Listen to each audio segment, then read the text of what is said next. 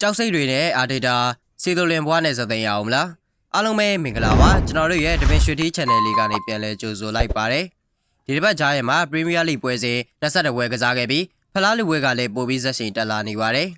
ဒီတစ်ခါတော့တေးစားစားပြီးဂိုးအောင်သွားတဲ့အသင်းတွေနဲ့ချန်ပီယံလောက်အာဆင်နယ်ပါဝင်နေတာပါအာဆင်နယ်ဟာဒုတိယလူစားတွေ့ရပြသနေရင်အမရိမှာလူမစုံတဲ့လီဗာပူးကိုဂိုးမရှိသေးကြသွားတာကြောင့်မန်စီးတီးကိုအပြတ်အသတ်အမှတ်ဖြတ်နိုင်ဖို့အခွင့်အရေးဆုံးရှုံးခဲ့ရပါတယ်ဒီတစ်ပတ်မှာအက်စတန်ဗီလာရောမန်ချက်စတာစီးတီးပါတေးရလက်တွေထွက်ပေါ်ထားတာပါဒါကြောင့်နှစ်သင်းလုံးကအာဆင်နယ်အနားကိုကတ်လာဖို့အခွင့်အရေးဆုံးရှုံးခဲ့ရပါတယ်မန်စီးတီးဆိုရင်2026အတွင်းပုံစံကောင်းပြောက်ဆုံးနေပြီး၃ပွဲဇက်တိုက်တေးကြထားပါတယ်ဒီတစ်ပတ်ကစားခဲ့တဲ့ Brighton နဲ့ပွဲစဉ်မှာဆိုရင် ETH မှာကစားနေတာတော့ City ကအခွင့်အရေးတွေကိုထိုင်ဖြုံးတီးနေခဲ့ရင်ဂိုးရရှိအောင်မဆွမ်းဆောင်နိုင်ပါဘူး။ကန်ကောင်းထောက်မှစွာနဲ့ပနတီရရှိခဲ့လို့သာအလဲဟာလန်တို့ဂိုးရရှိခဲ့တာပါ။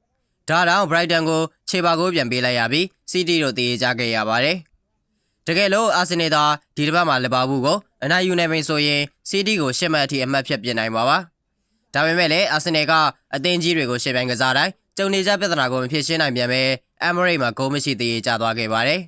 ။အာဆင်နယ်ကဒီယာဒီပထမကြော့အန်ဖီတွေ့ဆုံမှုမှာလီဗာပူးကို1-0နဲ့ရှုံးနေထားတာပါ။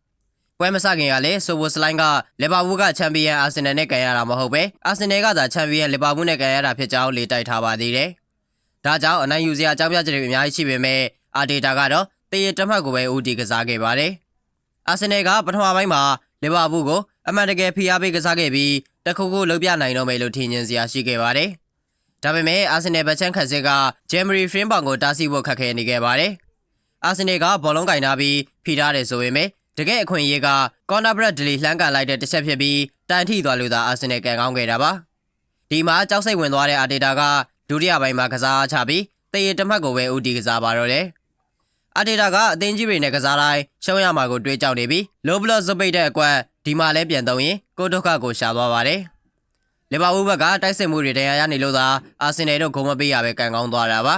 ။ဒုတိယပိုင်းပြီးကနေကြမှာအာဆင်နယ်တို့ဂိုးရဖို့အသေးအတန်တိုက်စစ်ထင်ပြပေမဲ့အချိန်နှောင်းသွားပြီးဂိုးမရှိသေးရလည်းပဲထွက်ပေါ်ခဲ့ပါတယ်။အော်စရာအကောင်းဆုံးကတော့နီးပြကကြောက်စိတ်ပို့ပြီးပိတ်ကစားဖို့ကြိုးစားနေသလိုကစားသမားတွေကလည်းပွဲပြီးမှတေးကြသွားရတာတော့စိတ်ပြတ်နေတဲ့ပုံမပေါ်ပဲအေးစေးရှိနေကြတာပါပဲ